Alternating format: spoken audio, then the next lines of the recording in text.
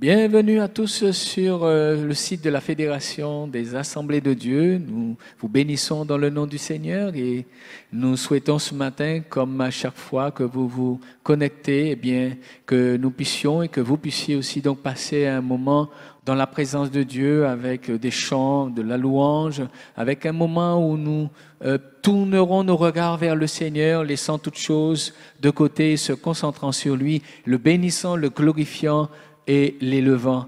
Et ce jour étant un jour particulier, je veux vraiment encourager, nous voulons encourager toutes les mamans vraiment à se tourner vers le Seigneur parce qu'il est fidèle. Ce matin, quelle que soit la situation que vous avez rencontrée, je prie qu'au nom de Jésus, durant ces moments de louange et d'adoration, que le Seigneur vous visite. Que le meilleur des cadeaux, vous puissiez le saisir ce matin. Que l'amour véritable de Dieu puisse ce matin vous envahir et que vous puissiez vous laisser donc emmener dans ces moments de louange et d'adoration, dans ces moments où la gloire de Dieu veut se manifester dans nos vies, et permettons encore ce matin à Dieu de se révéler dans chaque famille, dans chaque foyer, dans chaque maison et dans chaque vie ce matin, au nom de Jésus. Amen.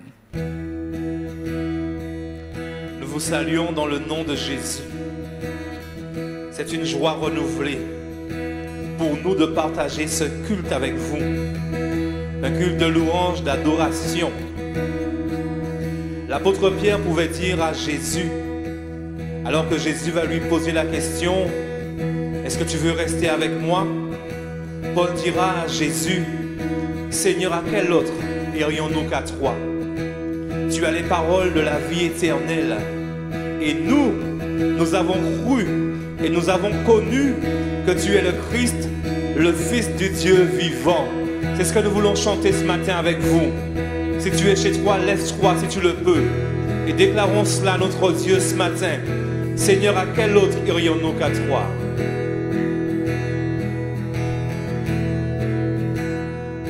Seigneur, à quel autre irions-nous qu'à toi? Tu as les paroles de la vie éternelle. Tu as les paroles de la vie éternelle. Et nous avons cru. Et nous avons cru. Et nous avons connu. Et nous avons connu Que tu es le Christ, Seigneur. Que tu es le Christ, le Fils du Dieu vivant. On va le redire, Seigneur. Seigneur, à quel autre Dis-le à ton Dieu. irions-nous qu'à toi? Oui, Seigneur, il n'y a personne d'autre que toi. Tu as les paroles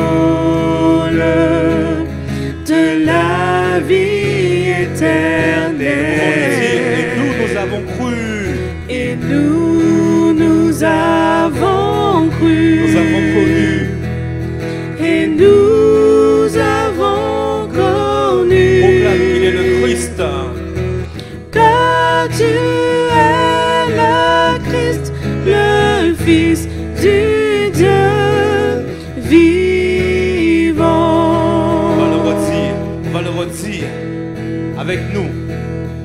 Seigneur, à quel autre Proclame-le. irions-nous qu'à toi? Personne d'autre que toi, Seigneur. Tu as les paroles de la vie éternelle. Merci pour tes paroles, Seigneur. Et nous avons cru. Et nous avons connu que tu es le Christ, le Fils du Dieu vivant.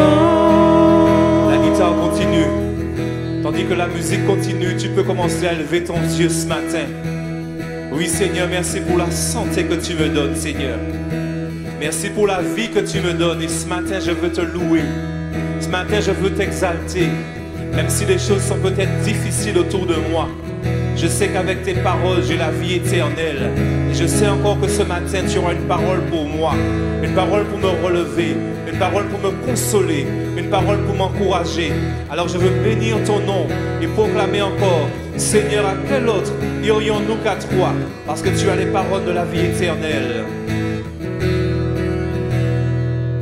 Seigneur, à quel autre irions-nous qu'à toi? Tu as les paroles de la vie éternelle. Et nous avons cru. Et nous avons connu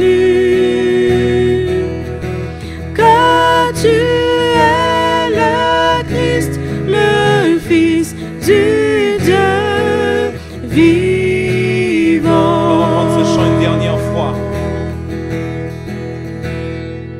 Seigneur, à quel autre irions-nous qu'à toi?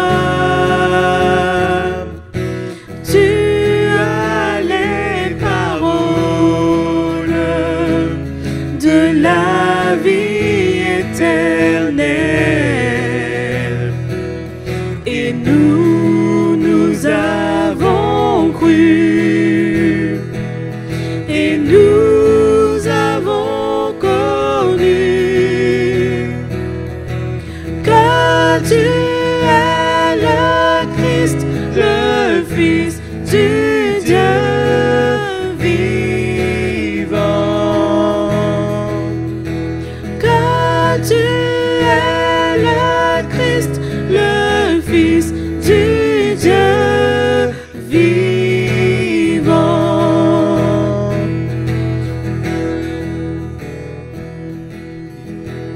Merci Seigneur. Gloire à notre Dieu.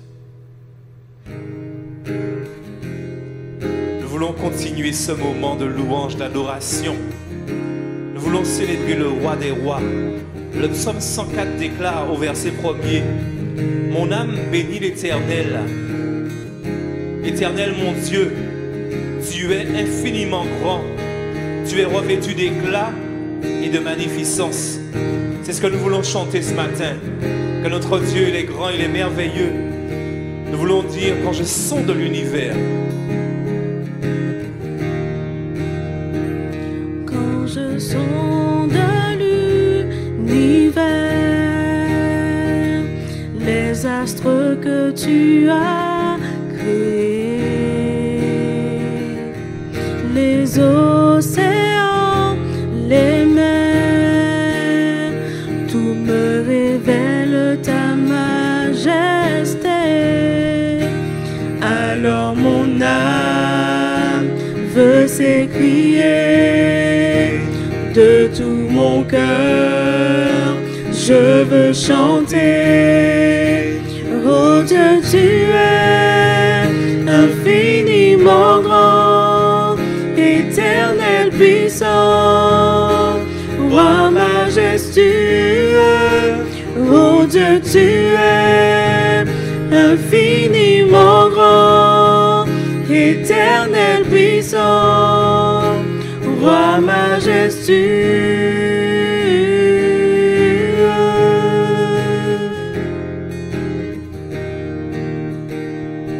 Quand je songe que tu m'as fait, que tu t'es révélé à moi,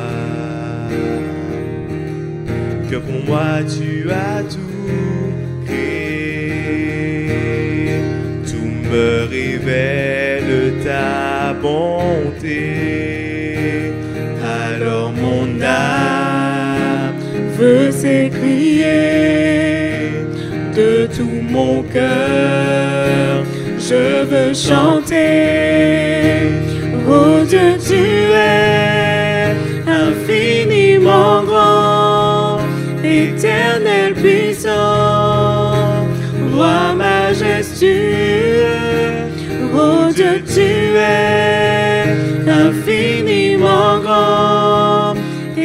Éternel puissant, Roi majestueux. Nous allons reprendre ce chant. Maintenant que vous l'avez entendu, nous voulons le chanter avec vous. Et nous voulons dire, quand je sonde l'univers, Je sonde l'univers, les astres que tu as créés, les astres que tu as créés, les océans, les mers, les océans, les mers, tout me révèle ta majesté. tout me révèle ta majesté. Alors mon âme veut s'écrier, Alors mon âme veut s'écrier. de tout mon cœur je veux chanter. De tout mon cœur, je veux chanter. Oh Dieu, tu es infiniment grand, Éternel puissant, Roi majestueux. Oh Dieu, tu es infiniment grand, Éternel puissant, Roi majestueux.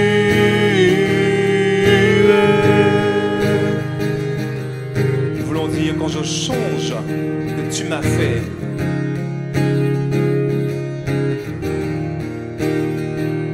Quand je songe que tu m'as fait, tu t'es révélé à moi, que tu t'es révélé à moi, que pour moi tu as tout créé, que pour moi tu as tout créé. tout me révèle ta bonté. Tout me révèle ta bonté. Alors mon âme veut s'écrier, Alors mon âme veut s'écrier. de tout mon cœur je veux chanter. De tout mon cœur, je veux chanter. Oh Dieu, tu es infiniment grand, Éternel puissant, Roi majestueux. Oh Dieu, tu es infiniment grand, Éternel puissant, Roi majestueux.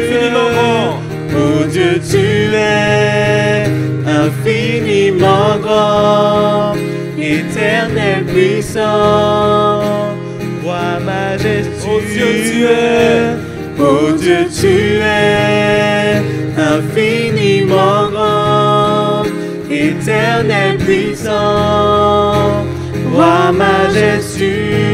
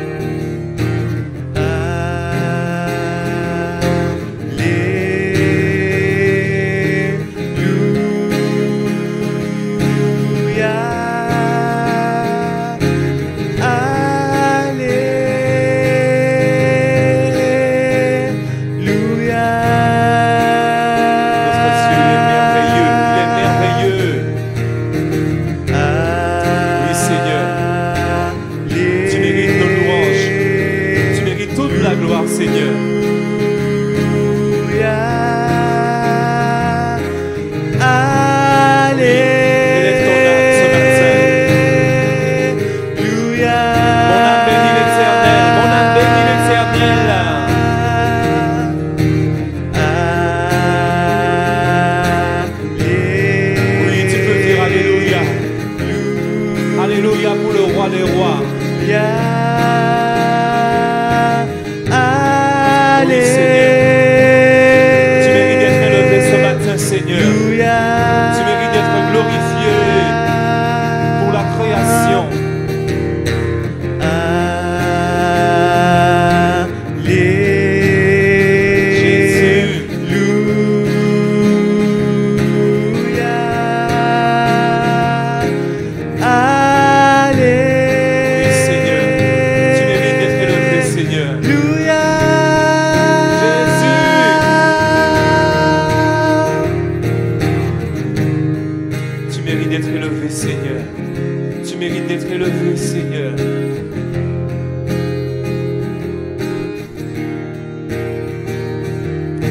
dire une dernière fois, oh Dieu, tu es infiniment grand.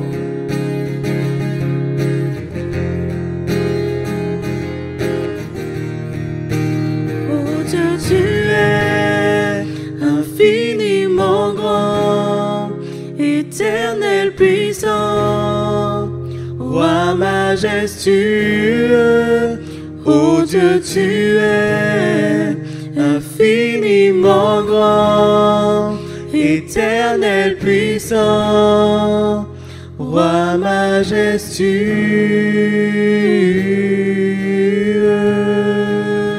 Alléluia. Sois béni, Seigneur, sois élevé. Gloire à toi, Jésus. Gloire à toi. Amen. Nous voulons continuer à chanter, à adorer notre Dieu. Nous voulons nous rappeler de l'épisode où Asaph, dans le psaume 73, contemplait le sort réservé aux méchants. Il les voyait prospérer. Et son cœur était plein d'amertume parce qu'il n'y comprenait rien. Mais un jour, son Dieu s'approcha et son Dieu a commencé à lui expliquer. Et il comprit. Et nous voulons chanter ce même chant. Je n'ai que toi dans le ciel.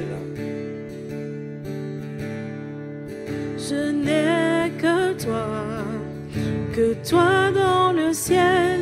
Je ne désire rien d'autre que toi sur la terre. Si je suis faible et même si je tombe, Dieu est le soutien de mon cœur. Dieu, tu es le soutien de mon cœur, mon héritage et mon plus grand bien. Oh oui, Dieu, tu es le soutien de mon cœur. Près de toi, je me sens bien.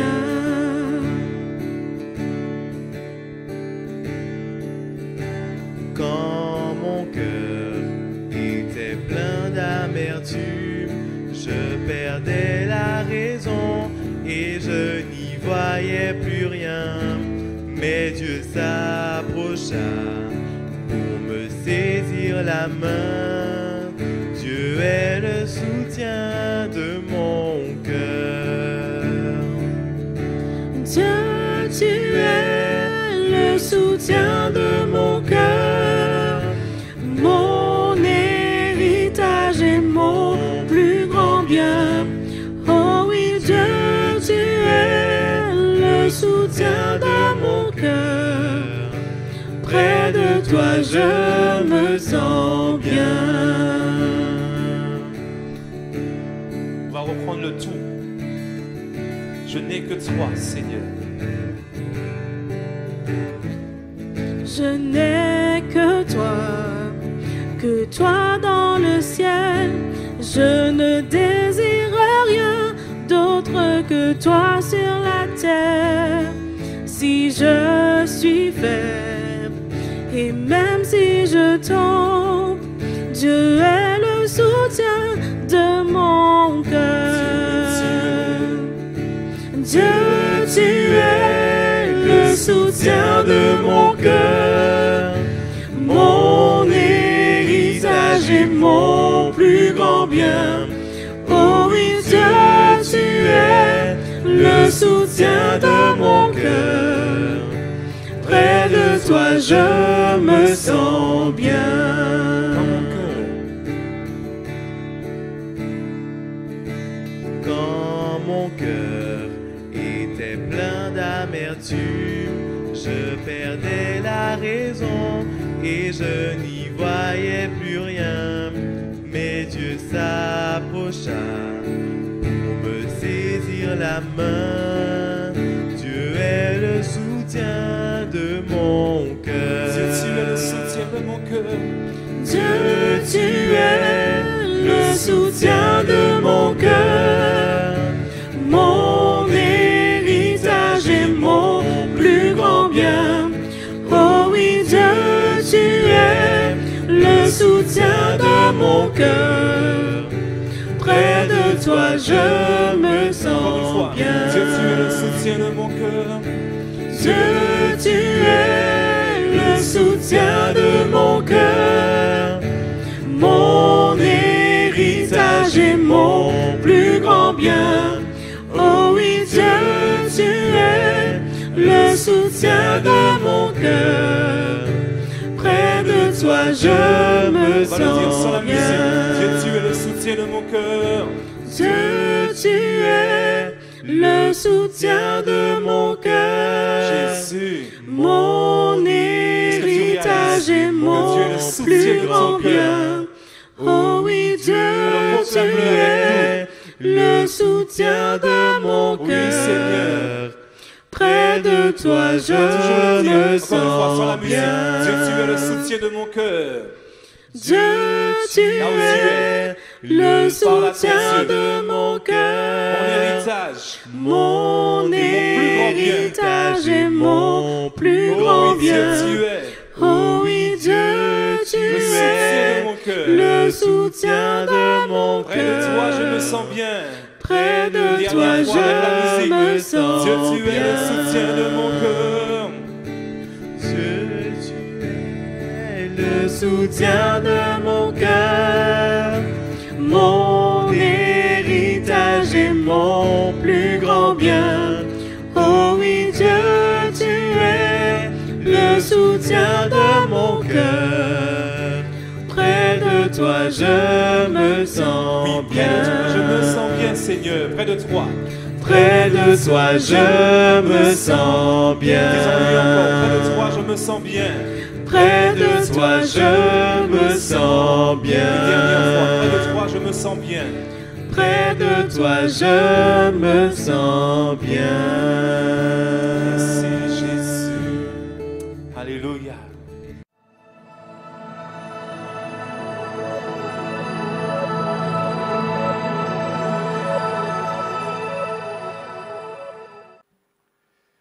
Bonjour à tous. Ce matin, j'ai à cœur de partager avec vous une pensée concernant la foi et dans la réflexion, dans la méditation de la parole, considérant que Jésus, tout au long des Écritures, a eu un souci précis, un souci clair, c'est celui que nous puissions croire.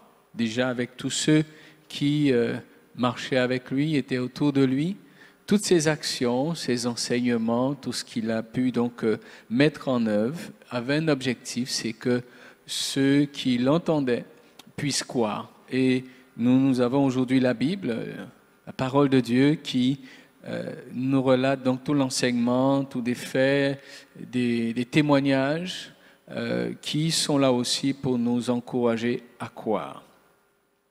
Lorsque nous considérons Luc, le chapitre 18, le verset 8, Luc, chapitre 18, le verset 8, ce contexte, c'est cette parabole concernant cette femme donc, qui va aller vers un juge et désirant donc qu'il lui fasse justice. Vous pourrez relire l'ensemble du texte chez vous, mais ce que je veux tirer au verset 8, c'est cette partie où il est dit « Mais quand le Fils de l'homme viendra, trouvera-t-il la foi sur la terre ?»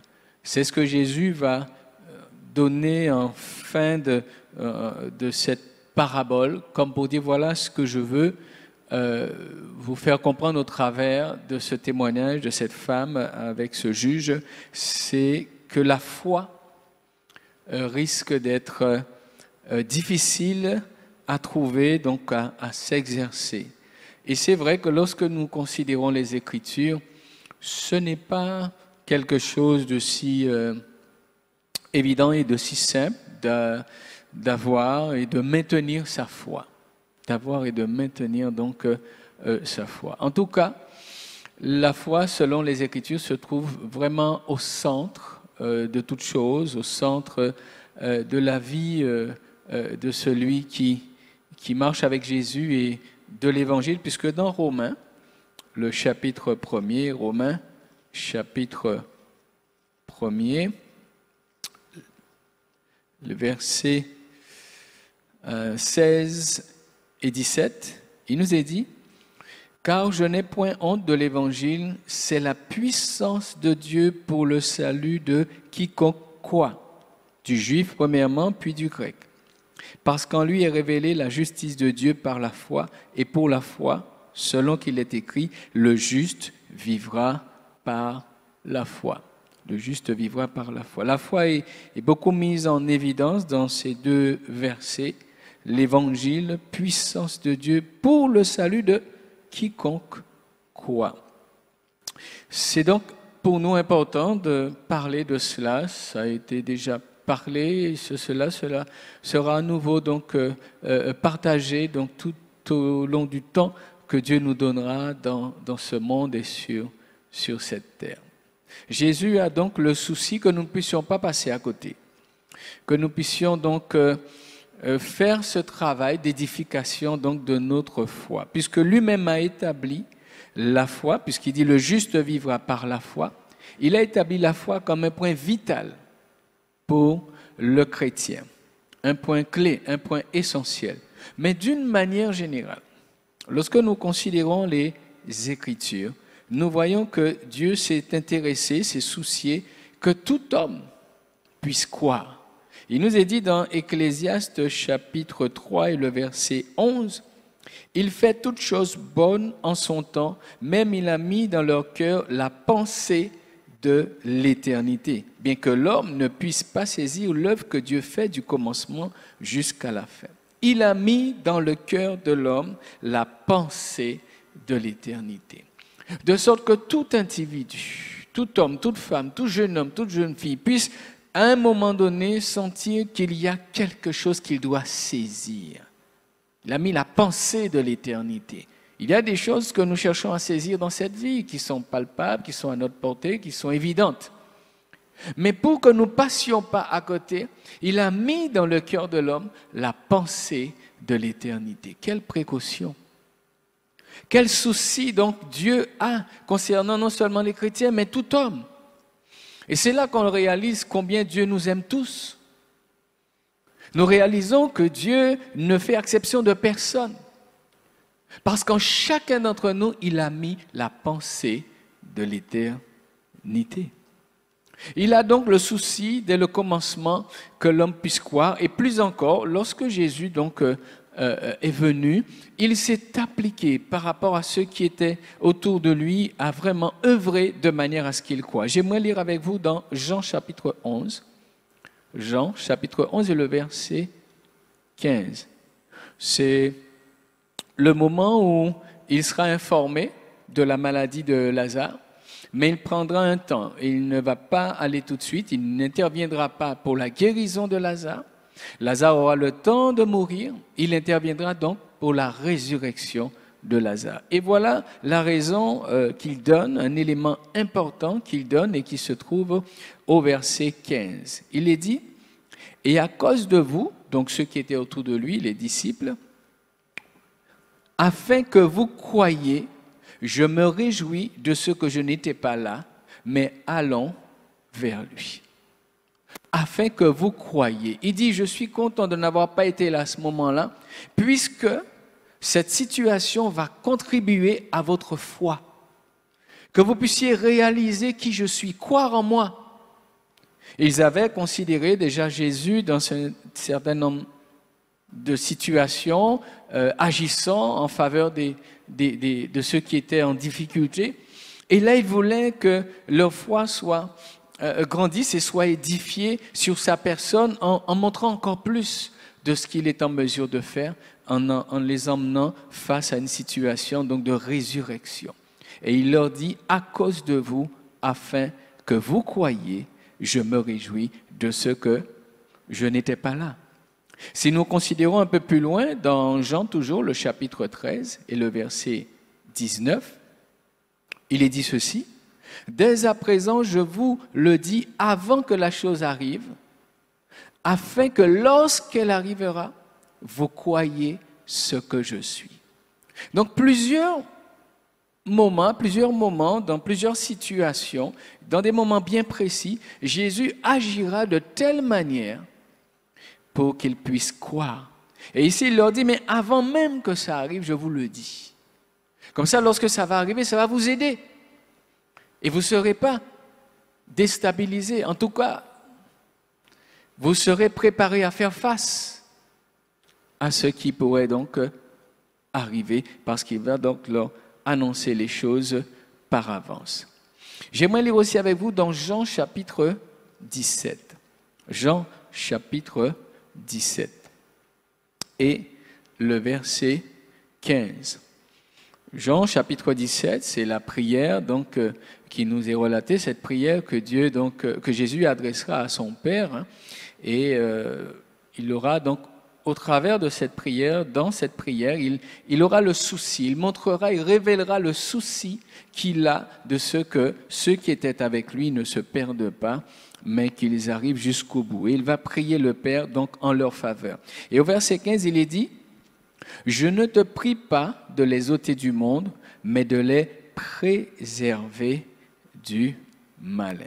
Je ne te prie pas de les ôter du monde, mais de les préserver du malin. » Dieu a choisi lui-même le contexte dans lequel nous devons évoluer en tant que croyants.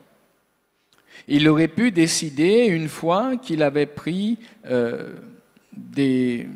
il avait donc appelé des personnes, ici donc les apôtres, il aurait pu les mettre à l'abri. Il aurait pu dire, maintenant que vous êtes avec moi, je vous mets complètement à l'abri de tout ce qui pourrait se faire dans ce monde, vous êtes à moi. Non, non, il ne va pas faire ainsi. Il va choisir de les laisser dans un contexte qui ne sera pas facile. Ils vont être confrontés à un certain nombre de difficultés. Parce qu'en réalité, leur foi n'avait pas été encore façonnée. La foi a un objectif à atteindre. Ça passe par des étapes, et lorsque nous sommes à certaines étapes et que nous croyons et que nous vivons des choses merveilleuses, nous pensons être arrivés. Mais la foi a un cheminement important à faire et il doit arriver à un endroit précis. Il va donc prier donc de cette prière, je ne te prie pas de les ôter du monde, mais de les préserver du malin. Dans Matthieu chapitre 9, le Seigneur va quelque peu donc mettre en évidence ce contexte. Matthieu chapitre 10, Matthieu chapitre 10, il est dit au verset 16, Matthieu chapitre 10, verset 16, « Voici, je vous envoie comme des brebis au milieu des loups. Soyez donc prudents comme les serpents et simples comme la colombe. » Voilà un peu le contexte. Une image leur est donnée, une brebis au milieu des loups. Donc Jésus ne rend pas la tâche facile à ceux qui croient, à ceux qui décident de marcher avec lui. Mais il les met dans un contexte où leur foi sera vraiment mise à l'épreuve. Il s'agira donc pour nous de ne pas chercher à sortir de ce contexte. Il s'agira pour nous donc de ne pas chercher à être préservés de ce contexte. Et dans la prière qu'il a faite, il a dit « Je ne te prie pas de les ôter du monde ». Donc laisse-les là, dans ce contexte-là, c'est nécessaire qu'ils y soient, mais de les préserver donc du malin.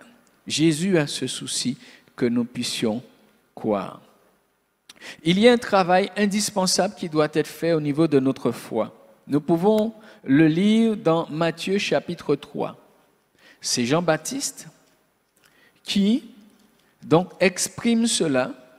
Matthieu chapitre 3 et les versets 11 et 12.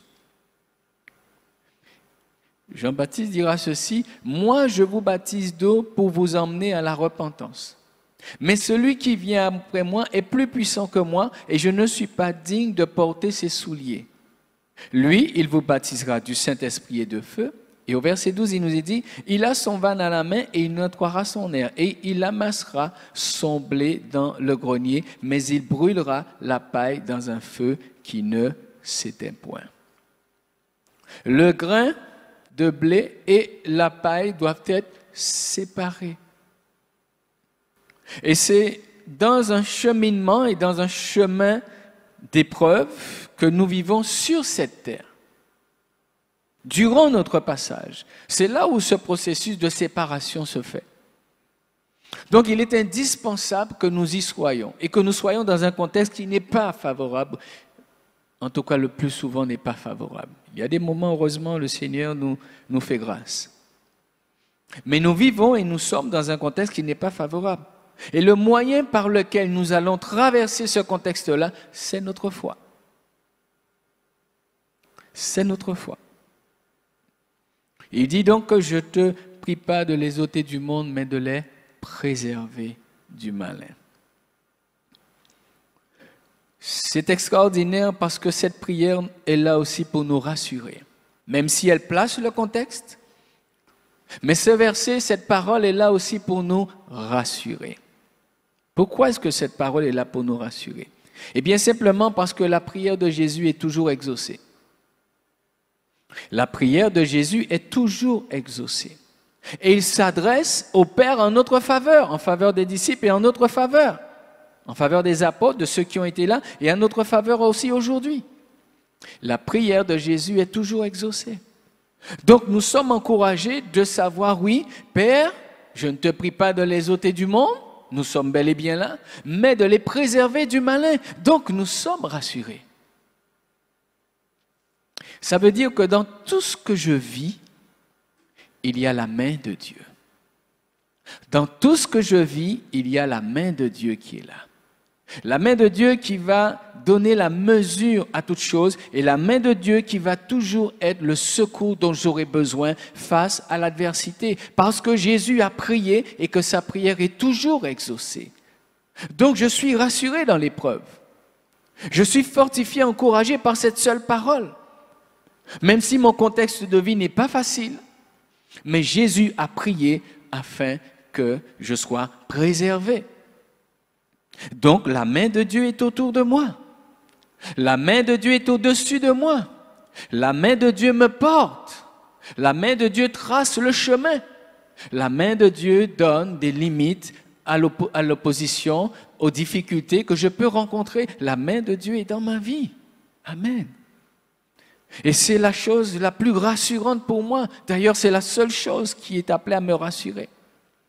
C'est de savoir que Jésus a prié pour moi, que sa prière est efficace, donc la main de Dieu est réellement là, agissante pour moi. J'aimerais lire avec vous un texte dans Hébreux chapitre 12, le verset 2. Hébreux chapitre 12, verset 2. Jésus lui-même, selon les Écritures, nous pouvons considérer qu'il a marché dans la foi. Jésus, dans son passage sur terre, face à toutes ces épreuves, il a marché dans la foi. Son attitude en tant que fils de l'homme a été sans cesse une attitude de foi. Il nous est dit dans Hébreux chapitre 12, et lisons dès le verset 1er et au verset 2, versets 1 et 2, il nous est dit « Nous donc aussi, puisque nous sommes environnés d'une si grande nuée de témoins, rejetons tout fardeau et le péché qui nous enveloppe si facilement, et courons avec persévérance dans la carrière qui nous est ouverte. Ayant les regards sur Jésus, qui suscite la foi et l'amène à la perfection. En échange de la joie qui lui était réservée, il a souffert la croix, méprisé l'ignominie et s'est assis à la droite du trône de Dieu. Amen. Jésus, nous sommes invités à fixer les regards sur lui. Parce que c'est lui qui va donc être pour nous un modèle de foi. Il va susciter la foi en nous. Il va par son témoignage et sa manière de vivre, de faire face aux situations, de servir son Père, sa relation avec les autres, il va nous donner des témoignages, un témoignage de foi, une vie de foi. Et il nous est dit, cette foi, il va la susciter, mais il va aussi l'emmener à la perfection. Il a agi lui-même de manière à saisir pleinement l'œuvre que Dieu lui a donné d'accomplir et d'arriver jusqu'au bout. Donc, en suivant son exemple, nous sommes sûrs d'arriver aussi jusqu'au bout. Ici, il est important de considérer une manière d'aborder les épreuves, ayant les regards sur Jésus qui suscite la foi et l'emmène à la perfection.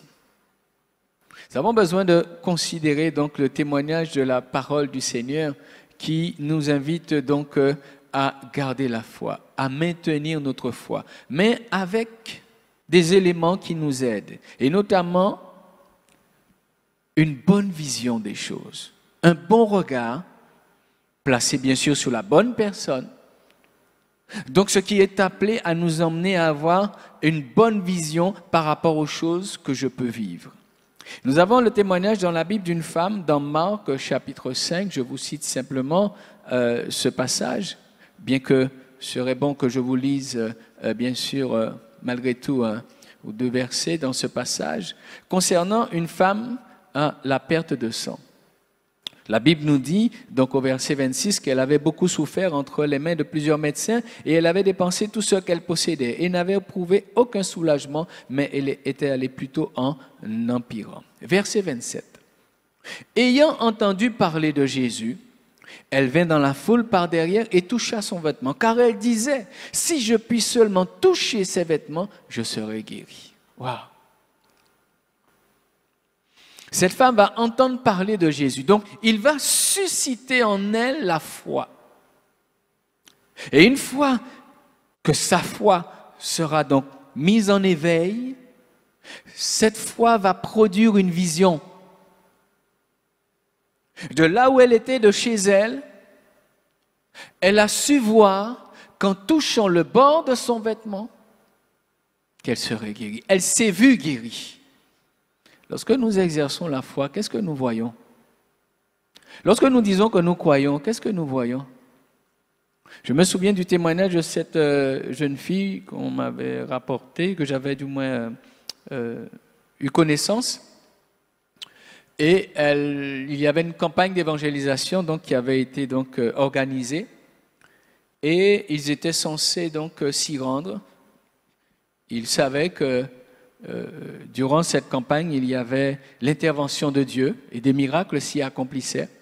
Et cette petite fille qui avait les pieds de travers dira à sa maman, « Écoute, il faut que nous allions acheter des chaussures pour moi. » Mais la maman va lui dire, « Mais écoute, tu sais bien qu'aucune chaussure ne peut rentrer par rapport à tes pieds, par rapport à cette problématique que tu as. » Mais elle, dans son cœur, cette jeune fille, elle croyait, elle se voyait déjà rétablie au niveau de son pied.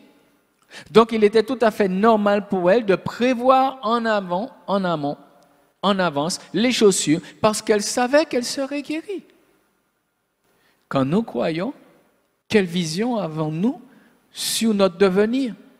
Lorsque nous croyons que Dieu guérit, mais comment nous voyons la situation? Il faut que notre vision évolue. La vision de cette femme a dû évoluer. Elle se voyait perdue, elle voyait qu'elle avait tout essayé, c'était le désespoir. Mais une fois qu'elle a placé sa confiance en Jésus, elle a entendu parler de Jésus, elle a commencé à se voir autrement. Et alors qu'elle n'avait même pas encore touché le bord de son vêtement, mais qu'elle se voyait déjà guérie. Et effectivement, c'est ce qu'elle va faire. Et au verset 29, il nous est dit, au même instant, la perte de sang s'arrêta et elle sentit dans son corps qu'elle était guérie de son mal. Verset 30. Jésus connut aussitôt en lui qu'une force était sortie de lui. Et se retournant au milieu de la foule, il dit, « Mais qui a touché mes vêtements ?» Verset 31. Ses disciples lui dirent, « Tu vois la foule qui te presse et tu dis, qui m'a touché ?» Et il regardait autour de lui pour voir celle qui avait fait cela. La femme effrayée et tremblante, sachant ce qui s'était passé en elle, vint se jeter à ses pieds et lui dit toute la vérité. Mais Jésus lui dit, « Ma fille, ta foi t'a sauvée, va en paix et sois guérie de ton mal. » Je ne sais pas si vous vous êtes rendu compte, mais cette femme est venue par derrière, elle a touché le bord de son vêtement et elle fut guérie sans avoir demandé ou dit quoi que ce soit à Jésus. Elle est venue et elle a pris sa guérison. Par quel moyen? Par sa foi. Souvent, nous avons l'occasion de dire la prière, c'est clé. Moi, je veux dire, et je le dis, je le répète dès que je peux, la clé, ce n'est pas la prière, la clé, c'est la foi. Parce qu'une prière faite sans la foi n'ouvre aucune porte.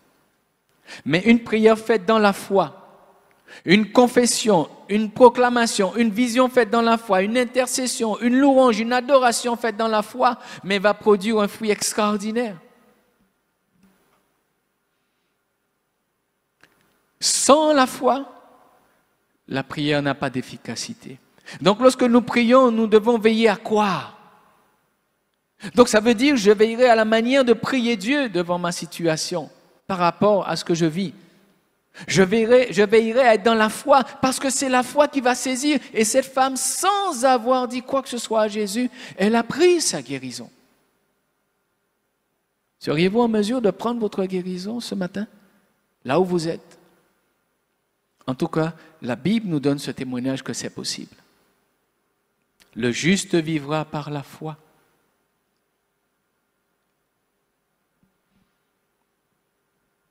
J'ai besoin de réaliser l'importance de la foi et donc je comprends mieux le souci que Jésus a, que je puisse croire.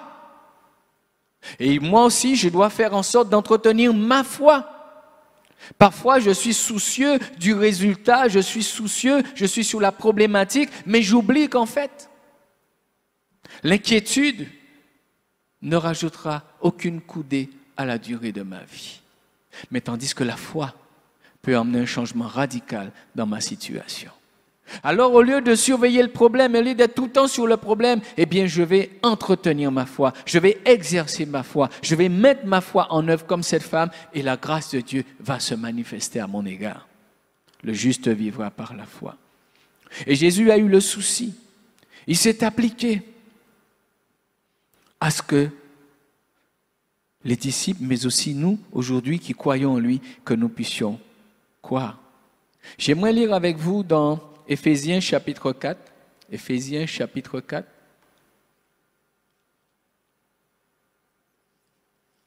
Verset 11. Éphésiens chapitre 4, verset 11. Éphésiens 4, 11.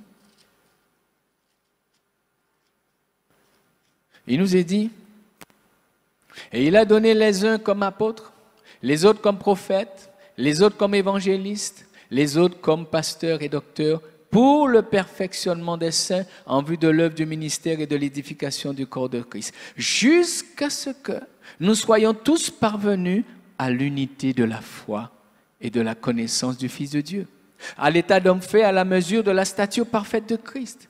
Ainsi, nous ne serons plus des enfants flottants et emportés à tout vent de doctrine par la tromperie des hommes, par leur ruse dans les moyens de séduction. Mais en professant la vérité dans l'amour, nous croîtrons à tous égards en celui qui est le chef Christ. Amen. Le but de Dieu, c'est d'emmener à la perfection. Il y a un endroit où notre foi doit arriver. Il y a un but que notre vie doit atteindre. Dieu a les regards sur cet objectif. Et nous, avons-nous ce regard-là? Avons-nous cette vision des choses? Et il désire que nous puissions ainsi être solides. Ainsi, verset 14, nous ne serons plus des enfants flottants et emportés à tout vent de doctrine par la tromperie des hommes, par leur ruse, dans les moyens de séduction. Dieu veut que nous soyons solides. Dieu veut que nous ayons une foi inébranlable. D'ailleurs, c'est ce qui nous est dit aussi dans Jacques chapitre 1er. Vous voyez que les Écritures, en fait, sont là pour emmener l'éclairage sur l'objectif que Dieu s'est fixé en nous concernant là où nous-mêmes nous devons aller. Il nous est dit dans Jacques chapitre 1er, versets 2 et 4, « Mes frères, regardez comme un sujet de joie complète les diverses épreuves auxquelles vous pouvez être exposés. Sachant que l'épreuve de votre foi produit la patience, mais il faut que la patience accomplisse parfaitement son œuvre, afin que vous soyez parfaits et accomplis, sans faillir en rien. Sans faillir en rien. En rien, c'est en rien. Donc je dois arriver à un stade où ma foi reste ferme, quel que soit ce que je vis. Et les épreuves sont dosées par Dieu avec une progression qui est adaptée en fonction de nos possibilités. Il ne nous donnera jamais rien qui soit au-delà de nos forces. Mais chaque chose est adaptée pour que nous puissions y arriver. Il a le souci que nous puissions quoi? Donc il ne va pas nous accabler outre mesure, sois rassuré. Sois rassuré dans ton épreuve. Tu ne seras jamais accablé outre mesure. Garde la foi. Reste ferme dans l'épreuve. Parce que Dieu adapte l'épreuve de manière à ce que l'épreuve soit à ta portée selon ta progression spirituelle. Selon le stade où tu es avec lui. Mais il faut atteindre ce stade de perfection sans faillir en rien. Nous avons le témoignage d'Abraham qui a eu une progression d'épreuves, des situations, jusqu'au moment où Dieu l'a emmené dans ce qui pour lui était l'épreuve suprême, lorsque le Seigneur lui a demandé son fils. L'épreuve de ma foi m'emmène à un point important. Ce point, on peut l'appeler ainsi, c'est le renoncement à soi. Le renoncement à soi. Je ne vis plus pour moi-même, mais je vis pour Dieu. Jésus dira, si quelqu'un veut me suivre, qu'il renonce à lui-même.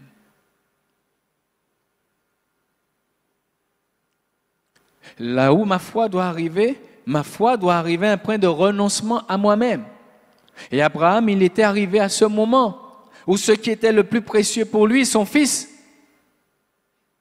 il devait être en mesure de renoncer à cet enfant pour Dieu.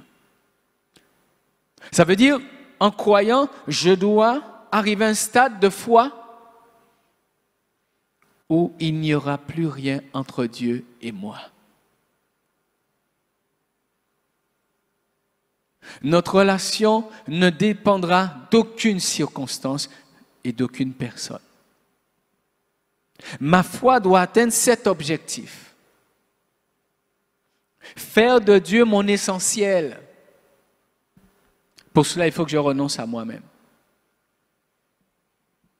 Et c'est tout, je dirais, tout l'enjeu de notre existence. Si quelqu'un ne l'a pas compris, je vous invite à le saisir ce matin. Tout l'enjeu de notre existence, c'est ça. Faire de Dieu mon essentiel. Qu'il n'y ait rien entre lui et moi. Aucune exigence. Aucune chose qui soit plus importante que Dieu. Et s'il ne me l'a pas donné, que je ne sois pas malheureuse par rapport à cela, mais que je sois toujours heureux de lui appartenir. D'être son enfant. D'avoir cette relation avec lui. Et de croire qu'en lui, j'aurai toujours le meilleur. De faire de l'Éternel mes délices. Et je ne le fais pas pour qu'il me donne ce que mon cœur désire, mais je le fais vraiment parce que j'ai décidé de renoncer à moi et de renoncer à toute chose.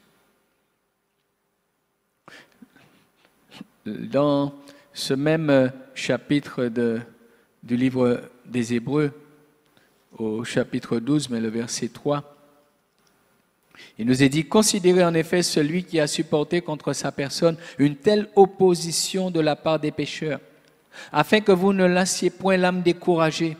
Vous n'avez pas encore résisté jusqu'au sang en luttant contre le péché. Et vous avez oublié l'exhortation qui vous est adressée comme à des fils. Mon fils, ne méprise pas le châtiment du Seigneur et ne perds pas courage lorsqu'il te reprend, car le Seigneur châtie celui qu'il aime et il frappe de la verge tous ceux qu'il reconnaît pour ses fils. Et nous sommes invités à supporter, verset 7, le châtiment, car c'est comme des fils que Dieu nous traite, car quel est le fils qu'un père ne châtie pas? Mais si vous êtes exempt du châtiment auquel tous sont pas, vous êtes donc des enfants illégitimes et non des fils. Le verset 4 nous dit, vous n'avez pas encore résisté jusqu'au sang en luttant contre le péché. Ma foi doit atteindre un objectif. Il y a des étapes que Dieu a fixées. Tout le monde n'a pas le même cheminement, mais tout le monde doit arriver à une étape précise, à un point précis par rapport à sa foi.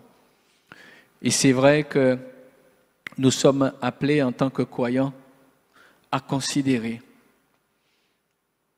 que notre foi doit être éprouvée et que nous sommes appelés derrière à résister en fixant les regards sur Jésus, à tenir bon, en considérant qu'il a tenu bon, en considérant sa fidélité, en considérant qu'il a intercédé en notre faveur et que ses prières sont toujours exaucées par Dieu. Que nous verrons toujours la main de Dieu dans ce que nous vivons, que nous ne serons jamais seuls, jamais délaissés par le Seigneur. C'est pourquoi l'apôtre Pierre va dire ceci dans 1 Pierre chapitre 4. Nous arrivons donc vers la fin de ce partage. 1 Pierre 4, il nous est dit bien, verset 12, 1 Pierre 4, 12, « Mais bien-aimés, ne trouvez pas étrange d'être dans la fournaise de l'épreuve comme s'il vous arrivait quelque chose d'extraordinaire. Réjouissez-vous au contraire de la part que vous avez aux souffrances de Christ, afin que vous soyez aussi dans la joie et dans l'allégresse lorsque sa gloire apparaîtra. » Si vous êtes outragés pour le nom de Christ, vous êtes heureux parce que l'Esprit de gloire, l'Esprit de Dieu repose sur vous. Pierre dit, réjouissez-vous. Je dois arriver à un stade de foi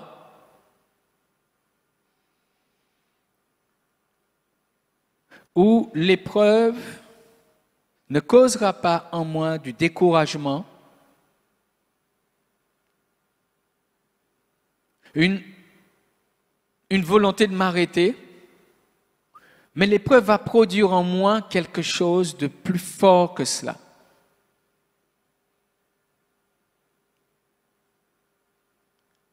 L'épreuve ne va plus être pour moi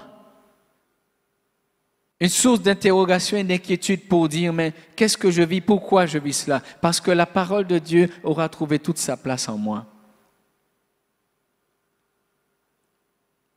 Et je saurai que si Dieu permet que telle ou telle chose arrive dans ma vie, c'est pour une raison.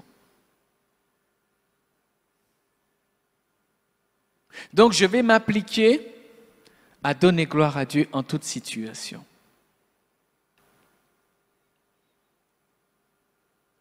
Mais le jour que j'y arriverai réellement et profondément, ma foi aura atteint un objectif fort. Ma foi sera arrivée à un moment de solidité. Et c'est le témoignage que nous trouvons dans les Écritures de par les différents frères et différentes sœurs, on va dire, qui ont marché avant nous, ces différents témoignages. Et notamment celui de l'apôtre Paul et Silas dans la prison, qui vont se mettre à chanter des louanges, à prier dans la foi, à louer dans la foi. Et la Bible nous dit, dans une telle attitude de foi, quelque chose va se passer dans la prison. Les portes de la prison vont s'ouvrir, les murs, tout va trembler, Dieu va se révéler. Il va comme dire, j'agrée votre prière, parce que vous le faites dans la foi, malgré votre situation, malgré votre état. Ce message est vraiment un message d'actualité. Et c'est à nouveau pour nous de prendre le temps de considérer ce qui est essentiel dans notre vie, aujourd'hui, plus que hier encore. Parce qu'il nous est dit dans ce même passage de 1 Pierre 4, verset 17. Car c'est le moment où le jugement va commencer par la maison de Dieu. Or, si c'est par nous qu'il commence, quelle sera la fin de ceux qui n'obéissent pas à l'évangile? Et si le juste se sauve avec peine, que deviendront l'impie et le pécheur? Ce n'est pas le moment de passer à côté. Ce n'est pas le moment de s'accrocher aux choses de cette vie. Ce n'est pas le moment de tergiverser avec le péché. Ce n'est pas le moment de faire semblant. Il faut savoir qui on est et en qui on a cru. Vous savez, vous avez cet exemple-là, lorsque Jésus est mort, il a été mis au tombeau. Tous ceux qui étaient avec lui, alors que oui, Pierre et les autres, ils ont tous été déstabilisés. Ils ont tous été déstabilisés. Et vous avez les deux qui partaient là sur le chemin d'Emmaüs et ils disent, oh bon, mais nous pensions que c'était lui. Ils étaient dans le découragement, pour eux tout était fini. Lorsque les temps difficiles sont là, que personne ne pense qu'il tiendra, mais que tout le monde se prépare afin que Dieu intervienne pour nous garder. Pierre dira, Seigneur, j'irai jusqu'à la mort avec toi. Il n'a pas tenu. Alors si eux qui ont côtoyé le Seigneur d'une manière physique, on dirait en présentiel, ils l'ont côtoyé, ils ont vécu avec lui, ils ont expérimenté de visu, ils étaient là. S'ils ont été déstabilisés, lorsque Jésus a été crucifié et mis au tombeau, alors ceux qui n'ont jamais vu Dieu, ceux qui n'ont jamais rencontré Jésus, comment ils vont faire? Puisque ceux qui l'ont côtoyé ont été déstabilisés. Il ne s'agit pas aujourd'hui de dire « je suis chrétien ». Il s'agit d'avoir une foi solide en Dieu. Il s'agit d'avoir fait de Dieu son essentiel. Il ne s'agit pas de prier uniquement pour obtenir de la part de Dieu, puisque simplement avec ma foi, je peux saisir la grâce de Dieu. Donc la problématique, ce n'est pas la bénédiction de l'Éternel. La bénédiction de Dieu n'est pas un problème, mais c'est ma foi. Donc je ne peux que nous encourager, vous et moi, à veiller, à prier, à veiller. À veiller sur notre foi, à veiller sur notre relation et à chercher réellement à savoir qu'est-ce qu'il y a entre Dieu et nous. Est-ce que nous sommes arrivés à ce stade où il y a entre Dieu et moi uniquement un lien d'amour? Ou est-ce qu'il y a tout un tas d'éléments qui demain peuvent être un obstacle à mon salut? Jésus, en tout cas, il a fait sa part. Et il continue encore parce que la Bible nous dit qu'il intercède en notre faveur. Il a prié le Père. Il a dit, Père, je ne te prie pas de les ôter du monde, mais de les préserver du malin. Mais il a laissé quand même cette question. Quand le Fils de l'homme viendra, trouvera-t-il la foi sur la terre?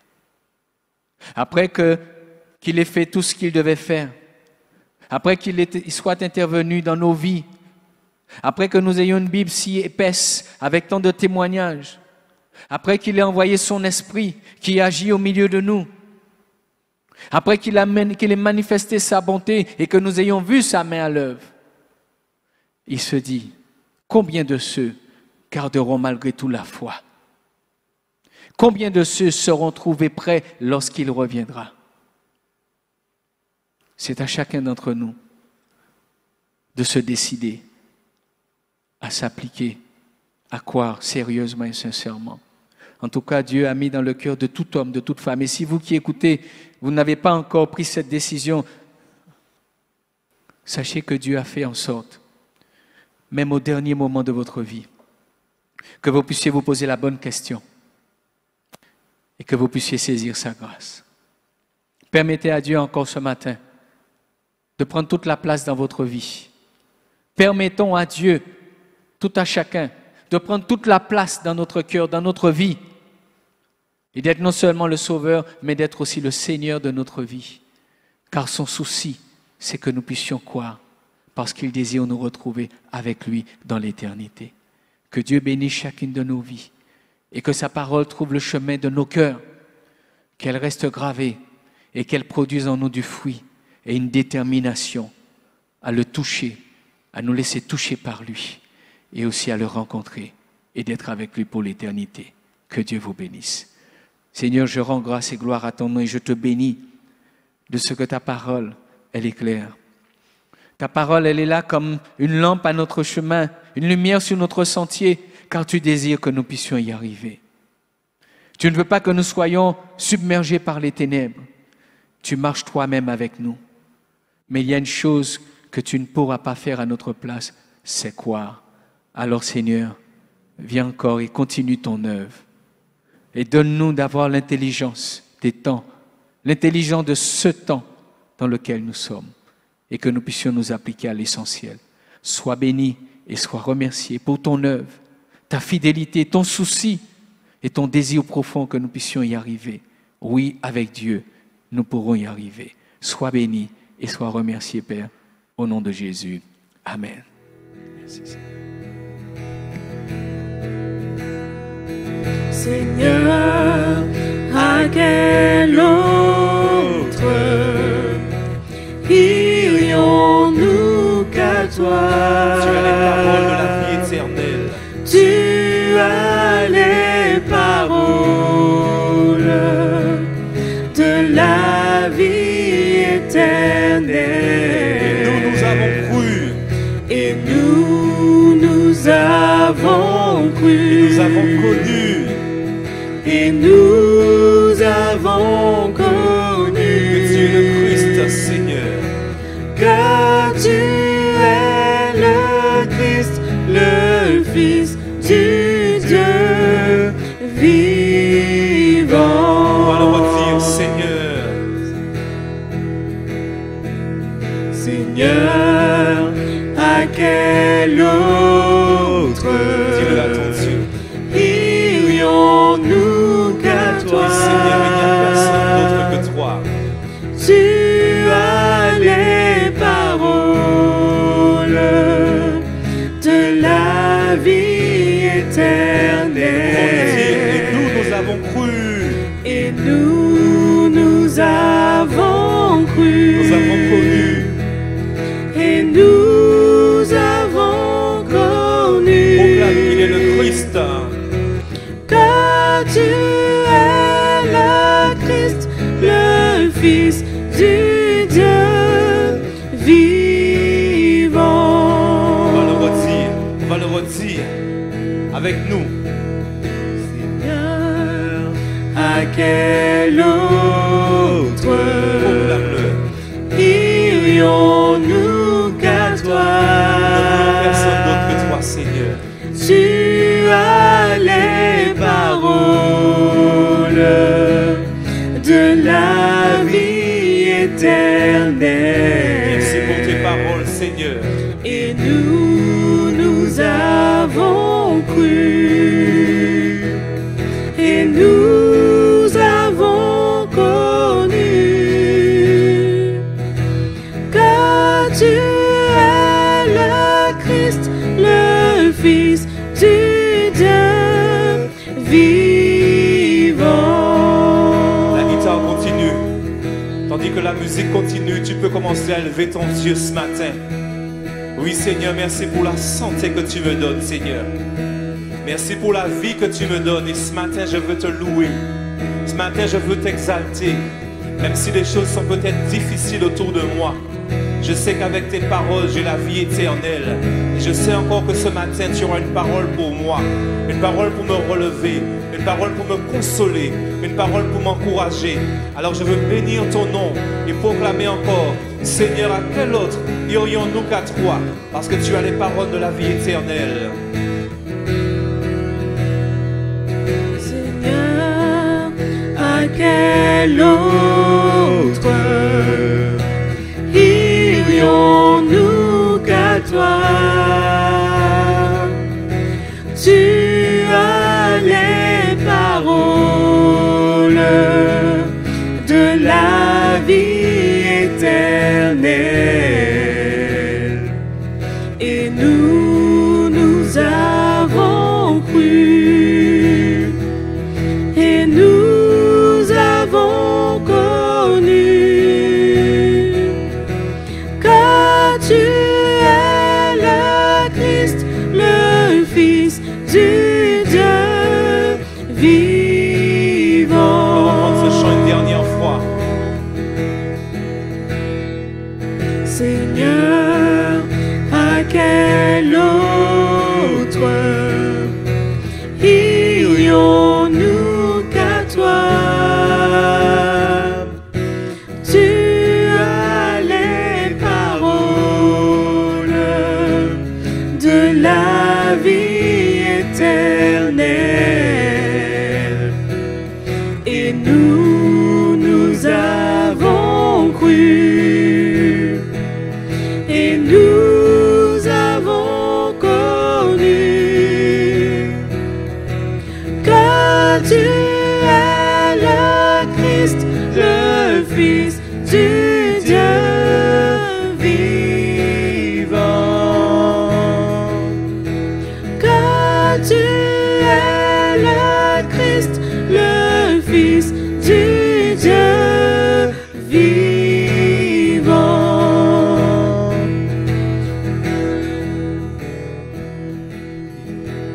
Merci Seigneur. Gloire à notre Dieu.